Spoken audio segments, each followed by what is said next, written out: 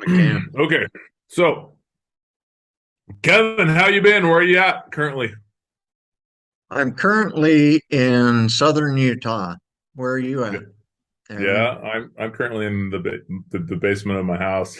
Oh, okay. That's good.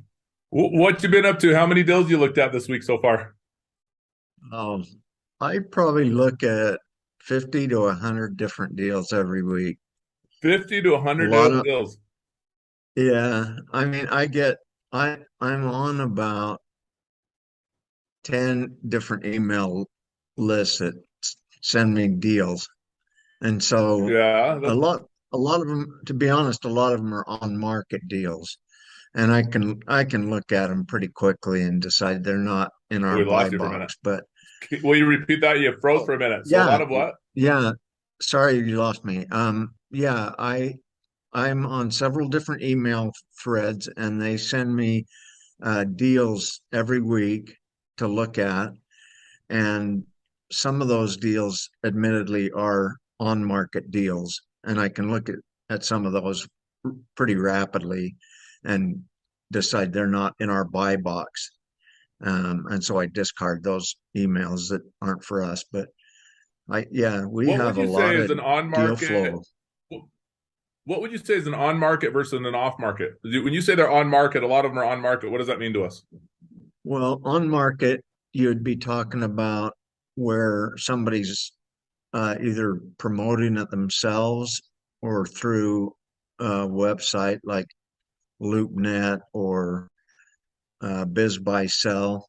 But most of the most common thing would be they've reached out to a business broker who has persuaded them to give them a percentage, usually about 10% of the sell of their company. And then the broker does all of the initial marketing and negotiation for them. So, what you're looking I for in got an you. I see. off So market deal, that's an on market deal. So, an off market deal would be where you're able to find somebody who's interested in selling their business, but they haven't reached out to a broker. That's the preferable way because not only is that what we're about in our group, off market deal finding for beginners, but we have found it much more profitable to deal directly with the owners of the business than a broker. Uh, Does that absolutely, make absolutely. sense? And would you say that's just because of the 10%, or would you say that part of that has to do because when a business when a broker's trying to broker a business, they're not trying to operate it, right? They're just trying to sell on behalf of the business owner. They're strictly a sales agent, just like a real estate agent might be for selling a home down the street. Okay, and so would you say that it's easier for us from an off-market standpoint to do a deal because we oftentimes don't want to buy a partner outright and we want them to stay on and be a part of it? Or why would you say that it's easier for an off market versus a non market? Well, I'm glad you asked. I'll tell you. First of all, the incentive for a broker who gets paid, let's just use 10% as a round number, is not to reduce the price of the business. He makes more money when he sells it for a high price. And most of the sellers, most business people that I've talked to about selling their business are most often unrealistic about the value of their business and even how to value it. And some of them don't even have really good accounting systems, so they have really don't have a way to know how to value it. And because of that, they're going to need somebody knowledgeable to help them understand the value of their business. And and that best person to do that would be people like ourselves or even the buyer who's well versed in financial matters, because the broker, his incentive is to keep the price up. So he's not going to tell the seller or the business owner the truth about the value of his business. He's if a guy says, "Yeah, my business, Do I you figure it's worth $5 million," he's not going to he's not going to tell him that's pie in the sky. Whereas if we talk directly to the seller, we would help him find a fair evaluation. Do you feel that with interest rates going up like they are right now, does that devalue the M&A space as well? And should owners that maybe approached a broker, 6 months ago or a year ago when all those COVID numbers were coming off, everybody's making a ton of money. Should they be recalculating their numbers where they're at now? They should be recalculating their numbers because if a if a business owner was, let's say he was wanting to find a different operator or lease his business to someone else, the cap rate, uh, the cost of money is going to affect the value that he's able to ask for the business. So he has to take into account the present financial climate and the future climate, and certainly the banks are more conservative and they're taking into account what the future climate in the capital markets might be, and the thing that that does to the price of a business is that, especially if you go, this is another reason to try and find off market deals, is because the on market deals may have been priced, like you say, 6 or 12 months ago, and that price is even less of value today. All depending on, and I'll kind of put a caveat on that, is it would depend, like in some cases the the business is actually improved in spite of things like cost of capital and interest rates, and in some sectors uh, we're headed towards a recession. But if an individual business is doing quite well, he could actually be asking more than it was 6 or 12 months ago. It's all going to be based on his Ha- profitability and cash flow. Have you ever sold a business through a broker yourself? No, I've You, talked you've only to, bought through you've only bought businesses. yeah, I've bought and I've sold, but I haven't, I've talked to hundreds of brokers about, because like I say, I get all these deals every week.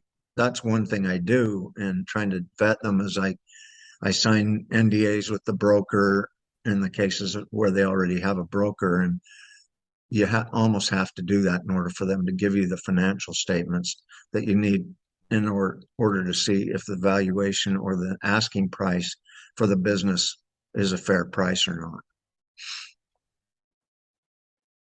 I gotcha. That makes sense. Cool. Well, I appreciate you going over that a little bit. I do have one last question, and Sure. we'll jump into what the primary reason is that we wanted to have this conversation today, which I think Right. is a valuable one. And that is, you know, when you say that a broker doesn't, wants to sell for the highest value possible, right? Because their commission is often based on that as a percentage. Would you Right. say, I mean, how long does a seller usually keep a brokerage contract in place? Because wouldn't it be more beneficial for a broker to have a high sell rate at the right rate than to lose the sell or something else to a different broker that would come in after the fact? Yeah, typical broker contracts are for a year. Um, there's statistics that show 85% of the businesses listed on on the market are never sold, and there could be a variety of reasons for that. Don't get me wrong, brokers provide a valuable service in the marketplace. They do get the potential business sale in front of a lot more eyeballs than if they would probably if someone was just putting it on their personal Facebook page. But the to answer your question, it's definitely true that they there's a there's a lot of interest by would-be buyers and business owners to try to find the best deal that they can, because they have to run the numbers and find out whether it's going to cash flow for them or not, and what the prospects. This is why you want to make a forward-looking pro forma, kind of to your point, and the pro forma should take into account what's going on in the national economy. so projections might be a little lower in your pro forma than they have been in the past, and that's all going to affect uh, whether it looks like it's going to cash flow for you right out of the box or not. Okay, that makes sense. I like that. So let's jump into the structure that we like to do, you and I like to do as we Yeah, go out and we look at businesses. And when I'll tell everybody a quick story. When I first met Kevin, it was an interesting. We were both a part of this group that's an amazing group called Apex, ran by Ryan Stuman, and Kevin had been on there liking some posts that I have, and giving me some kudos and then commenting every now and then. And in his picture at the time, I saw this NASCAR looking older guy in like a NASCAR shirt with shades on, and it said that he owned a tire store, Big O tire store at one point in his feeds and stuff. And then he owned some other tire stores. And I remember, I want to say like Ukraine had just gone into war and they were trying to get people out of Ukraine. And I went on and I posted something super random, and Kevin like just jumped in, and it was magical. And yeah. that's how we ended up getting into partnership together, is that he just jumped in and helped people. Is that about the way that you remember it too? Yeah, it's funny because it wasn't exactly what you were looking for, but you said you wanted to help the people in Ukraine, uh, who not taking one side or the other as far as the armies go necessarily, but we all have uh, concerns, of course, for the people who are left homeless and hurt and hungry by war being held in their country. And so, as soon as Aaron said he was looking for ways to help them, I started looking for uh, food supplies and bedding and even protective gear.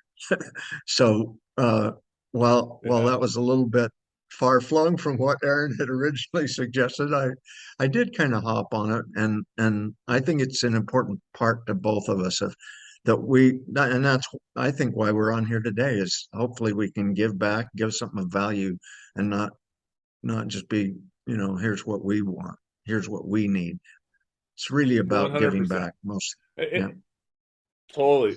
And when it comes to and so it's very important. I'm glad Kevin says that, because here's the thing: is like a ton of people from all over the world come into this group that we have, and they want to work with us. They want to do business with us. They want help. They've been in some of the other groups, or maybe some groups have been too expensive from a consulting side, and they really just want to help. And I'll be honest, we want to help every single person. We really do.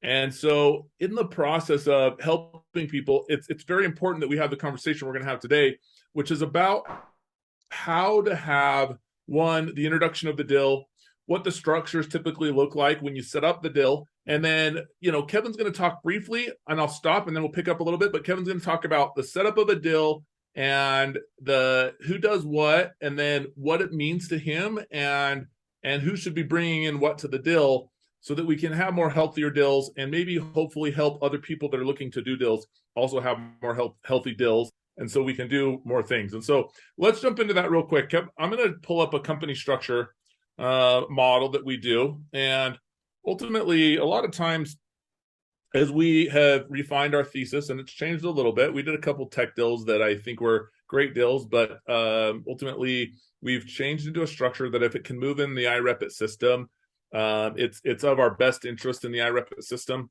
I believe, to do deals based out of the iRepit system, and then we can manage the portfolio and help people make sure that the cash is there, as well as the collateral and the credit facilities and everything else to grow. And so through that, I want to just jump in here and we'll look at the company structure of how we're doing deals currently, right? So we have a project we're doing right now where it was actually with the very first business aside from the Ukraine deal that I went to Kevin on, because Kevin was cool and I wanted to work with him. So I said, okay, how do I help Kevin? And I thought to myself, okay, Kevin's last name is Dunn. It would be really cool. I went on and I Googled the top tire companies that were out there, and there were companies that were like Motor Vehicle Tire Company. That's literally what it was, American Motor Vehicle Tire Company. And so I thought, man, okay, if I could call this DMV tire, it'd be awesome. So done motor vehicle tire. Now, when people go in and they look for SEO, DMV, now we have done motor vehicle tire, right? So perfect opportunity. So we started up a tire wholesale company, bought the name, and in this wholesale company, we have the tire wholesale company, which is the head company, which is DMV Tire. Then we have a manufacturing group that actually comes from overseas in Asia. We have the tire store buyer, which in this case is Kevin in the JV deal. And then we have my warehouse and logistics background that I know. And we bring the three together, and now we have a partnership, and the partnership becomes this tire wholesale company. How do you think that's gone so far in our late night conversations with Xavier and Henry? Other than, as you say, that they have to be late night because many times, well, all the time, it's 26 hours ahead of us in China. And so when they come online at, say, Wait, hold on real quick. You just said 26 hours ahead of us, and people are going to be confused because there's only 24 hours in a day. So what he means is that it's literally on Sunday is Monday in China, and the international dateline's right over by China. And so they literally are 26 hours ahead, just so you guys know. Okay, keep going. yeah, that was the part I struggled with too, to be honest with you. But the reason for that is, of course, when our Chinese partners in manufacturing start their day, it's the end of the day here where Aaron and I are, and sometimes our conversations will run 11 and 12 midnight. And I really think there, first of all, you you can have this great idea, and this is true of about any venture, but you can have a great idea of starting a tire wholesale company, but if you don't have access to the tires at a price that you can pay and then distribute them out to tire stores, where both the tire store can afford to sell them at a profit to consumers and where we make a profit. Without that manufacturing link that you see there in the left-hand box, it becomes very difficult. So I have a lot of expertise in that center arena in the tire wholesale and retail arena, and we have these fabulous partners in Asia. And as Aaron mentioned, he's probably too nice to admit that he has probably 20 years of experience in warehousing, logistics, and moving freight globally. And so that's what really makes our partnership strong, I think, is it's the people in the partnership. We didn't go out and reach out to my uncle's friend's cousin, and we look for people with mutual strengths, and I feel super good about this company that we formed. Yeah. Now, I'm going to tell you, we'll come back to this and we'll tell you the difference of this company and some other companies that we love for the purpose of job creation. And I'm just going to highlight real quick. And what that is, Kevin, how long have you been in the tire business with stores? I've been, well, I actually started by advertising tire stores Okay. about 37 years ago. Oh, wow. And then 37 years ago. I went from advertising and marketing, an arena which has changed greatly due to the digital and social media. But um, then I actually wound up buying into a partnership. So I learned a lot about uh, partnerships from my own experience. And then I sold my partnership in that company and bought my own store with a partner. And then I bought him out. So I learned a little more about how partnerships start and end. And then I gradually started buying additional tire stores on and on. And I've wound up selling some of the operations and keeping the real estate. I've had a lot of merger and acquisition experience Perfect. and But tire 37 operations years, right? experience. 37 years, yeah. But okay. So the reason I want to bring that up real quick is because I think that communication into every business is super important. We've been talking on this deal, bringing this together. It was the first idea 8 months ago, but we've been talking for about 4.5 weeks about bringing this new wholesale trade division group together. Everybody's understood about who has money and where that falls, but there has been some questions along the way where, if we were to bring this in as a supplier, because right now, if Kevin needs a tire or Kevin's son's stores need tires, how quickly and what are the cutoff times for them to get tires right now that if they were to buy a tire for, let's say, somebody that's going to do an install, what are those cutoffs to get those deliveries twice a day? Well, we have to order by 5 o'clock yesterday to get on the morning truck, which usually comes between 11 and 12 a.m. our time.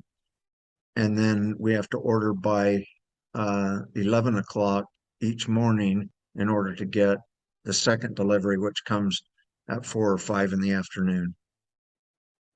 And then when it But comes at between 4 or 5 in the afternoon, you can get some tires out last minute, same day, and keep those customers happy. Right, many times Okay, somebody perfect. will come in and buy tires in the morning and leave their car, or we'll give them a ride or a loaner car. And as soon as the tires come in at say 4 o'clock in the afternoon, we immediately pull their car in, put them on, align it, and give them a call and tell them it's ready to go. Perfect. So right now, as you call out to those other stores, you're not carrying a 850 tires in, which is about a 40-foot high cube. You're not carrying that in inventory right now at your stores, are you?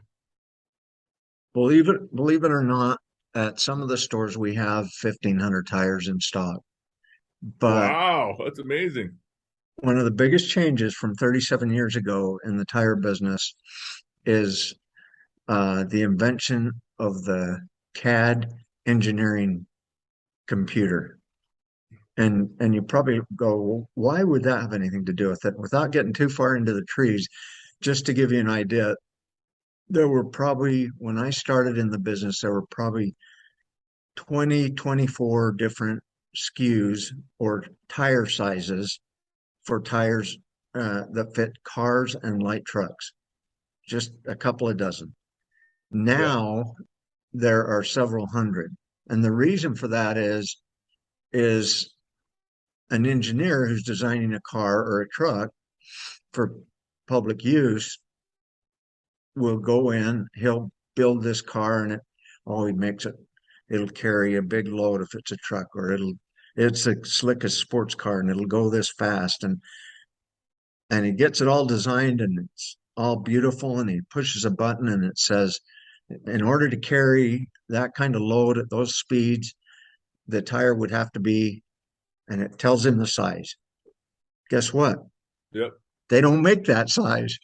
So now the manufacturer, so Ford and GM and Toyota and Subaru and all of them carry so much clout with the tire manufacturers that they don't go, well, they don't make that size, son. You'll have to get on your CAD and redesign the car so that a tire that's actually made will fit on it. No, these big car manufacturers, worldwide car manufacturers, go to the tire manufacturers and say, we need a tire that's 235, 40, 19, ZR speed rated, that has these characteristics. And so then Michelin and all the other tire manufacturers suddenly get to work and hurry and build a tire that's that size, that'll fit on a 19-inch rim and carry the load and go high speeds or whatever you need it to do and last 60,000 miles. All that goes into it. And then, of course, the good news for Michelin is Ford says, and we'll take 180,000 units of them right to start with, because we got to run this assembly line in 3 months. And at that point, then they start manufacturing enough to go out to wholesalers like ourselves, and then we pass them on to the retailers. But there's so many different tire sizes available now that even if you carry 1,500 tires in a store, chances are they won't have your size. or I or got you. the exact specifications you need, and so then they'll have to reach out to their wholesaler to make sure they get it in time for you to get So the tires you. So as a key partner in this business setup, as a key partner, if we decided a wholesaler, you are the perfect client there is. You have 4 of these stores. The stores have somewhere between 800 and 1,500 tires in them right now. Now, there is going to be a process to switch over and utilize additional brands and that type of thing, which we understand. But as far as the setup of this company goes, once a big store provider that's a key partner makes a purchase that's been in business for 37 years and has the credit and the backing and everything they need, as soon as that purchase comes into place, it's going to be easy to go find somebody that's going to buy that paper in that transaction. Would you say that's fair to say for you? Yes, and the reason for that Uh, is that, I mean, there's good collateral involved. There's an actual physical product, and then they do rely a lot on people's past uh, business credit history and their uh, experience and the ability to make sure that they get repaid. Of course, that's what any lender wants to know. Okay. Absolutely. So now let's say that we go to order these first set of tires. Okay, and they're going to come 850 or so in a container, maybe a little bit more, but about 850 in a container. And let's just say hypothetically, we purchased them. We've gotten the insurance for all the types of insurance you'd have to insure that cargo. It starts to come across the ocean, and little Rocket Man up in North Korea decides to drop a bomb in the middle of the Pacific Ocean, and it just happens to hit 7 miles, and it blows up the ship, and all the tires go to the bottom of the sea. And we forecasted in our pro forma that we're going to start making money by, let's say, month 3. We forecasted that, and now we have to start all over. We have to go and file a new insurance claim on those tires. We have to go through the whole process. It's delayed, and we now go and order a second container ship. Are people at your store right now going to be sitting there waiting to get paid until this container comes in? Or is there things in place because we partnered with a company in business for 37 years where they're just going to keep selling the same tires they have? Um, Most tire stores, retail tire stores, to be honest with you, have multiple sources of supply. So if one ship went down, it probably wouldn't affect the individual consumer or the single tire store that much. And obviously, our goal is to start building up stockpiles here in a warehouse where, in the event we have a disruption in supply chain at some point, say a bomb hits a ship, we would still be ready to supply our tire stores, and because customer satisfaction is A1 important to us. Okay, now let's say, oh, you cut out for a minute. Yeah. Absolutely. Absolutely. So let's say now then, great answer, by the way. So now let's say that maybe what happens instead is Kevin and Aaron have a lot going on, and so do our partners in China. They run a great, one of our partners in China here in the U.S. that represents them. We actually know him through a senator that has since died, that he actually represented here. That's how I first met him. And he has his own company. He's a part of this group called Moonify. It's super cool what they're doing.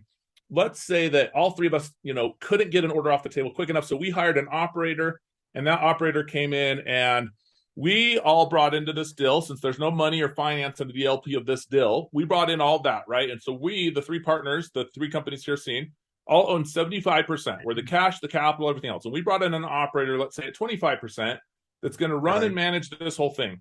And let's say that operator we felt had to be full-time to run it as an operator. And we told that operator, you get 25% of the deal. And we estimated, and these are from real numbers, we estimated that we would make about $240,000 in tires off of the profit of these 4 stores right out the gate.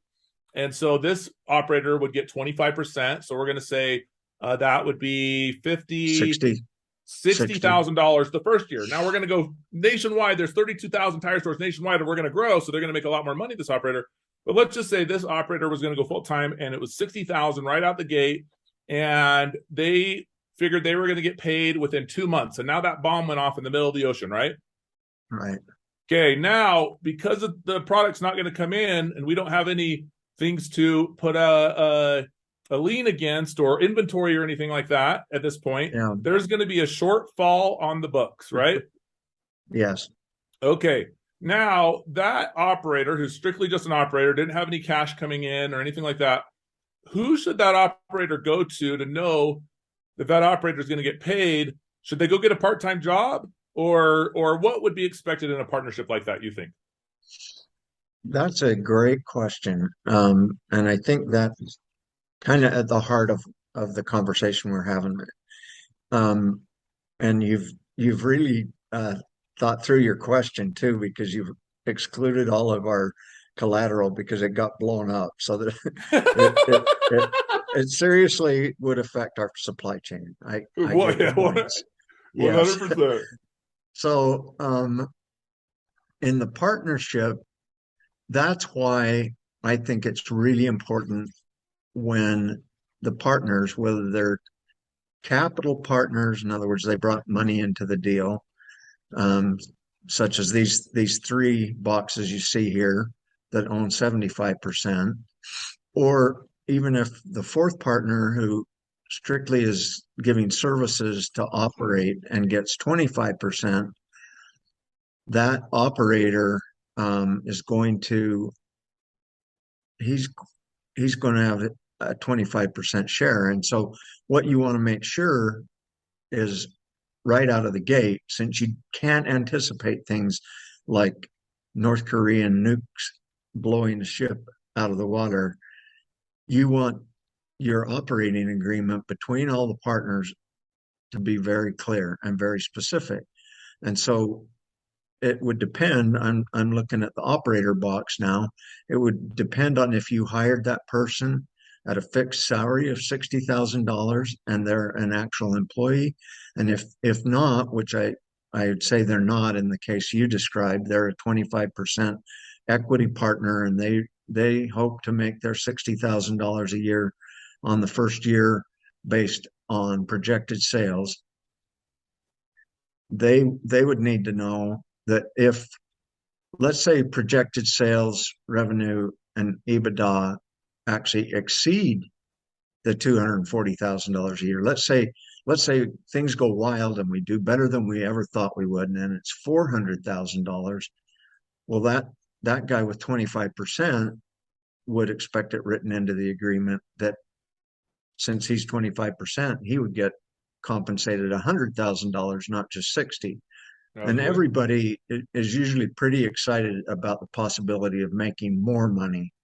And that's the best time when you're drawing those first partnership agreements to protect everybody and to have the difficult conversation surrounding capital calls. And we should define capital call and say that's where, for some reason, such as a nuclear attack, for some reason, and it might not be a death blow to the overall tire wholesale company, but it could be a short-term cash shortfall, and that cash shortfall has to be covered by the partners. So just as the 25% operator, his value would increase in the event business was better than he thought it would be.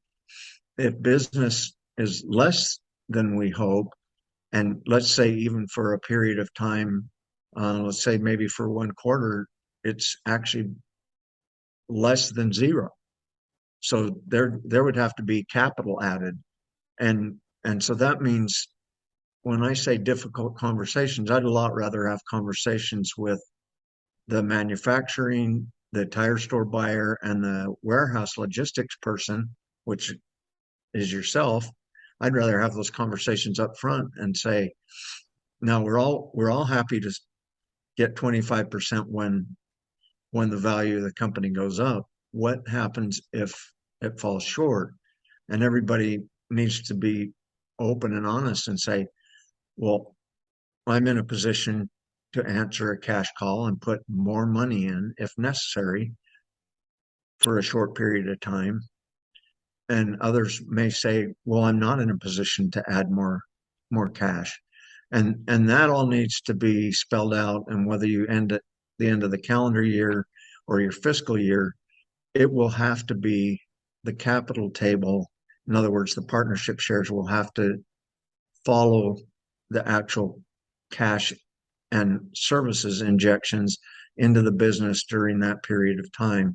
So now, to more directly answer your question about the operator, since he never put any cash in, but there's a cash call, while the other 75% is probably going to add more cash into the business to cover the short-term shortfall caused by this unforeseen disaster, the operator wouldn't be expected to put more cash in, but his shares may temporarily drop to, let's say, 20%. because And the the time to talk, operator needs to be paid, right? Okay, so let's say the operator needs to be paid. it, I think he actually needs to be paid. So I love the way Mike has done his earn-ins and his trade-ins. And so there's a portion that's set aside, though, in any company or organization. There's a portion that's set aside. And that portion that's set aside, let's just say, as an example, it was, $100,000 to a break-even, okay?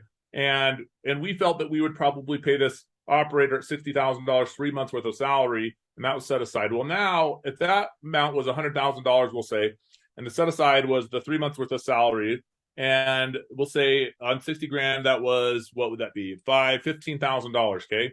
And the shares yeah, total, we'll say, was 100,000 shares. So the manufacturing guy got 25,000 shares or units if you're not an LLC, or I mean, if you're an LLC still. The tire store got 25,000 units. The manufacturing warehouse got 25,000, and the operator got 25,000 units, right? right, Now the right, operator needs to get paid 1/3. He's got to sell 1/3 of his shares. That's 25%. 1/3 of his shares, which would be let's say, 25,000, whatever 1/3 is. So it's roughly what? 8,200 shares in order to get paid that $5,000. Now, what I love that some people do is the 8,250 shares, any one of these guys could buy it, give the cash and capital in. So now that person can take $5,000 out and everything's free and clear. I like to allow that to happen, but then also do an agreement where this person can come back and buy back those shares right, almost at some point, and they get the first right of refusal to buy back their shares because we went through this in a startup, right? This is fair, right. but it won't be dollar for dollar, though. It has to be at the working average capital cost of capital, in my opinion. And so, which, let's say it was 10%. So he gets his $5,000 in order to come back and buy his shares back, because we want him to be still a 25% partner. He has to come back and pay $5,500 to buy them back at a future time, right? Yes. Yeah. In fact, that was the overriding point I was trying to make is that um, the time to have those conversations is where you're you're up front, you're anticipating you wouldn't start the company, right, unless you thought we're going to make a lot of money. We're going to be Yep. very profitable. And that's why the operator would be happy to take a percentage instead of cash because he sees the future and the pro formas that you built. And so that at that same time when everybody's excited about the start of the new company, the new partnership, and the potential to share in the profits, that's the time to discuss these things, the potential shortfall of capital and what might happen in terms of buying someone out or putting more money in or what would happen in the event that a bomb dropped on a boat in the middle of the sea, and so that's when to have those conversations and get them in writing, including, as you mentioned, structuring a conversation for them to be able to buy their shares back before the end of the fiscal year, so that hopefully we're talking about a short-term shortfall, not a catastrophic business ending shortfall, and so once you get through that short-term cash flow crunch, you want to get shares back to the way they were and move forward as you planned. Totally agree. So, okay, we talked about catastrophic, dropped on a boat. Let's say that it wasn't dropped on a boat. Let's say that there was inventory in place. Let's say that there was what the world calls a drawdown in recession, as we're headed into right now. 57 trillion has been drawn down worldwide, and so that might even affect tires or rubber, different things like that. Let's say there was this drawdown and we're going to have a shortfall, but there is inventory now, right? What other things besides equity can be sold through these notes or agreements under the operating agreement? What other things can be sold or leveraged to come up with shortfalls if they're discussed? And how much time do you need? Well, some of the other things that can be leveraged, again, moving away from the catastrophic version, so let's say you've got a large, at the wholesale company that we're looking at on the top here, you've got a large warehouse that's got, 15,000 tires in it. So you may own the real estate, the building and the land that those tires are stored in inside the warehouse. You probably own a forklift. You probably own other equipment. You definitely own 15,000 tires. I'm just using a round number example. And so all of those different assets that are on the balance sheet of tire wholesale would be you could leverage against them, get capital from different sources, and Okay. the time frame to get that money, it can vary from pretty short term, in other words, days, to do PO financing, or it could take months if you're looking at refinancing the building, say through the SBA. Okay. And so how far in advance do you need to be looking at the KPIs and the numbers or even the outer market right now because of interest rates? How far in advance do you need to be looking at those things to be able to have enough time for those shortfalls? So many businesses, the ones that really struggle are the ones that haven't planned enough capital in to begin with. And obviously one of the conversations among the four partners in this operation that we're talking about are, we need to stay in touch with how business is at the people we sell to, not just our own business, how things are going in the global and national economy. Like you say, it's drawn down 57 trillion.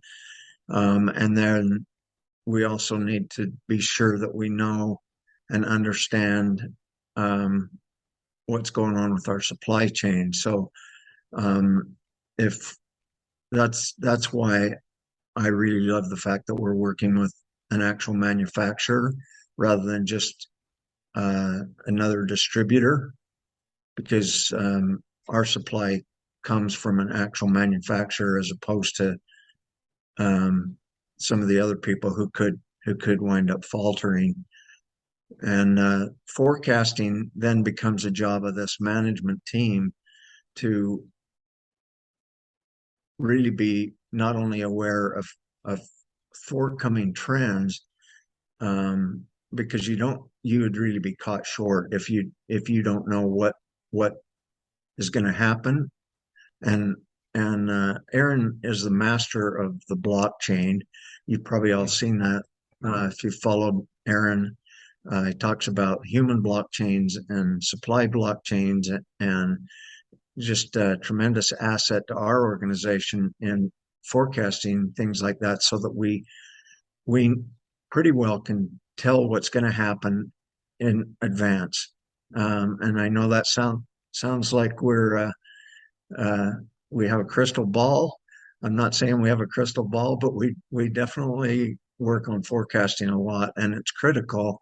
And it's also, I think, to Aaron, what Aaron's suggesting here, it's another critical thing that as you become an investor in a partnership such as this, that you have someone on board who can help you to forecast those things, to try and take some of the waves and make them ripples in your future operations, because Totally they agree. will happen, and the time to talk about it is up front. Yeah, what's hard about what I just talked about is maybe we're lucky, Kevin, because I didn't realize this till just now, but I don't think that we're currently invested in something that is not a recession proof in a way. Because here's the thing, right? Let's say there's a recession. Are people going to stop driving their cars? No way, right? They Like, can't. yeah, they got to get out of the house. They got to go somewhere. They got to do something, right? So are people going to stop driving their cars? No, but you know what they are going to do likely? They're not going to fly to Europe anymore for that trip. Instead, they're going to take the summer trip in their vehicles and drive more, right? So Right. That's it's crazy because I and just and really, there's 100 years now of people driving that we have historical data on that, and so we're pretty sure that even if 10% of the workforce got laid off, the other 90% are they have to get to work. yeah, You know, I mean that's your lifeline. If the price of groceries goes up and your boss isn't going to give you a raise, boy, you still got to get there yeah, because that regular paycheck's pretty important.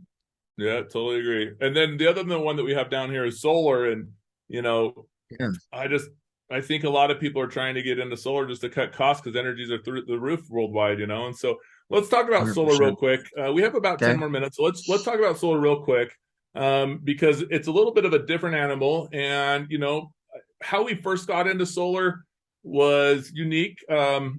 Kevin bought a lot of my businesses, and it was Aaron was in a place where I have had a lot of business, a lot of opportunities, and I'm 7 foot tall, so a lot of people come and just want me to be involved in everything. And in that process, a lot of assets came from it, just because maybe a partnership started and then it fizzled out, but then assets were already invested into and things like that. So I was in the solar industry down in California. I was working with farmers in a fertilizer space for organic fertilizers and buying a commercial solar on the side through a group called Pink Soil Ag and What I Am. We sold off a division of a company called What I Am to an individual who's been in the solar space for quite some time. Amazing growing company. And then it pushed us into a residential space. And there's a lot of people out there that are wholesalers or not wholesalers, excuse me. They're experienced solar sellers right now, but they utilize an outside company that gives them a upfront money to go sell, and then if they sell, they get 90% of the sell. But this company that's in between, this middleman, is making so much money. It's gross, like gross. And renewable energy should not look like this. Like $3, $4, $5 a watt to install solar is crazy to me. Like it's just nuts. And I know there's all these incentives and people things in place. And so, you know, so Kevin and I, you know, we said to ourselves, how can we go out and find, you know, maybe guys that haven't been in business for 37 years, but maybe they've been in business for, you know, 3, 4, 5 years. They understand at least how solar cells work. And maybe what we can do is we can be the supplier, just like in the manufacturing space, going direct to the manufacturer of the tires. We can be the supplier. We can do the same thing, but maybe in a 2, 3 year market situation, right? So we want these guys. If you're out there and you're watching this, we want you if you're in the solar space. We want you if you're a roofing sales guy. We want you if you're a rain gutter sales guy. We want you if you buy toilet paper and want investment. Like we want you in all these situations, but the people that have established businesses and understand business, it's so much easier than the ones that don't, right? So in our solar cell side, as somebody who's going to make the jump from whatever it is they do now, solar cells, hopefully no non-competes or anything like that, they go to make that jump, they come work for us, and we help them go through the process to set up that credit facility, you know, bring in that first container that goes on site and everything else for them to have, you know, fulfillment out of. As we do that, what are some thoughts that maybe we could communicate with these guys better on, you know, how long it's going to be from the time that container arrives to the time that they can start selling and making the retail money? Because a guy that sells a container from us can make 150 grand on like 45 systems. It's crazy.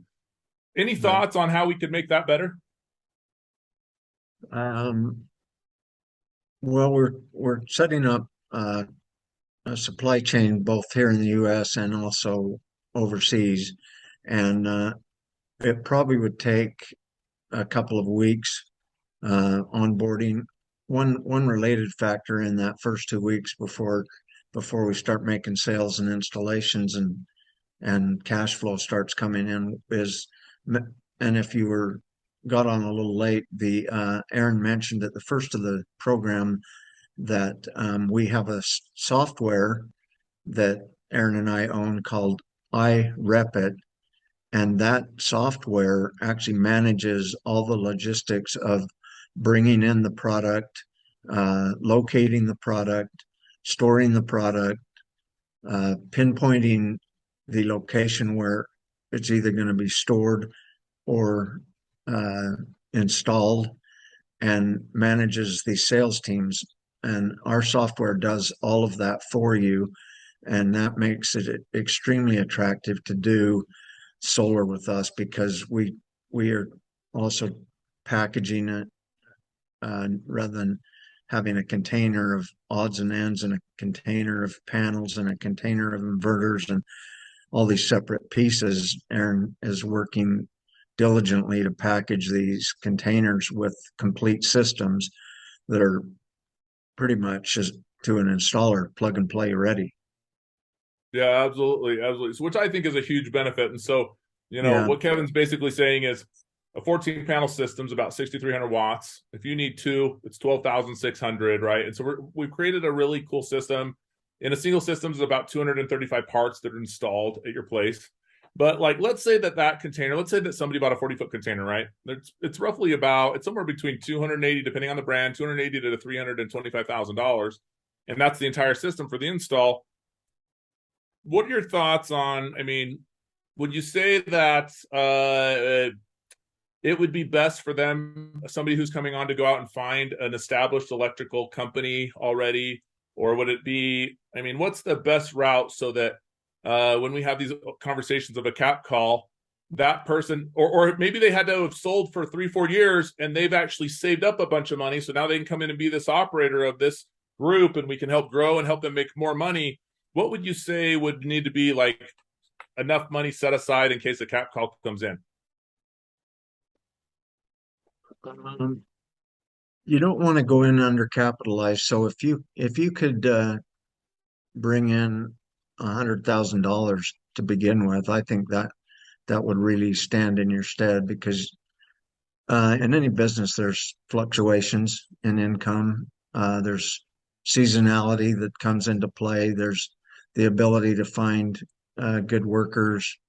The question regarding electrician, if you're not a certified electrician yourself and you're interested in the solar space with us, you probably want to start finding an electrician who will hang his shingle with you, and because that's a requirement in a lot of states. But definitely, yeah, if you can scrape together 50 to $100,000, I think you'd be in excellent shape to get things off the ground and get it going, which really, compared to what's asked by many franchisees, for instance, is a really low barrier to entry in the solar space. Would So you somebody, agree that? I totally agree. So if somebody was in, let's say, the solar space or the roofing space or one of those similar things, and they had $50,000 to $100,000 access to cash or capital. And let's say they've been in one of those exact ones, right? And they came to us and Right. they said, okay, I want to partner with you. And would you guys give me the credit to get my first container? And you guys manage it at your location for last mile distribution. So you have control of the collateral all the way until it's installed. Would you put up $300,000 of risk into that to send it? I mean, it's not a lot of risk. We're controlling where it's delivered from in the last mile. And so would we be willing to come out of pocket for the risk to move the material, the cost, and everything there if they have that and $100,000 in capital sitting in a bank? Well, typically, the short answer would probably be no. We wouldn't fund it ourselves. I think No, we I would. didn't say funded. I just said give credit. So we would offer them a credit Oh, facility. yeah, yeah. The facility to get it, we would help them find that for sure. I like how you clarified that because maybe other people listening wouldn't have heard that. And Yeah, so we would put together a credit facility, right? So it's still money out of our pocket to put it together a credit facility. A lot of people right, don't realize that, right, right? And right. so like for example, a PO finance is an example, and this, you spoke to a few of them. They Yeah, typically will pay you 70% of the invoiced amount. So we're eating 30% in that partnership. If the container is $300,000, we're eating 100 grand too on the first container, not the 100 grand that's in there in case they need to pay themselves, right? right. Yeah, that's absolutely true. So there's a number of facilities. You mentioned one of them, PO financing, but there's a number of different access to capital. I mean, because of the experience Aaron and I have, that I not only can we provide you with the materials to that you need to install as a solar, what we're trying to do is help you get into business. We talked a lot at the beginning about off-market deal finding. And these are just a couple of examples of the many businesses Aaron and I have. But in the solar space, we really want you to be the owner of your own solar company. And in order to do that, we know that we need to provide you not only solar products, but also to help you find financing to get your business off the ground. Yeah, 100%. Okay, one last thing I'm going to end with here, and that is something that every business owner wants to know, myself included, and why I love working with Kevin. And that is, how do you tell somebody who has a spouse who's used to them making consistent good money every single month, it may be a 9 to 5 job, or maybe they're consistent in their sales, how do you tell that person or help that person prep with their wife that they're getting into a business that might have ups and downs? Well, we've been on for an hour, and I don't know that I've had a tougher question than that asked. So thanks for throwing me that one. Um, how I did it was everything my partner, whether she's my wife or he's my husband or whatever partner I have in life, I try to help them view things as we're a team. And if my life partner and I, my wife and I are a team, just like Aaron and I are a team. I think the best way to do is sit down with them, show them some of the realistic, what the projections are for uh, future gains and the freedom that it might provide you and the family and the team. And by doing that, you get them on board and you get their support, because I don't feel like any of us uh, operate in a vacuum where we can do it without the support of those nearest and dearest to us. Totally appreciate that. I love Janelle. She's amazing, and you've been an amazing partner. I appreciate you letting me pick your brain as the first one. Sure.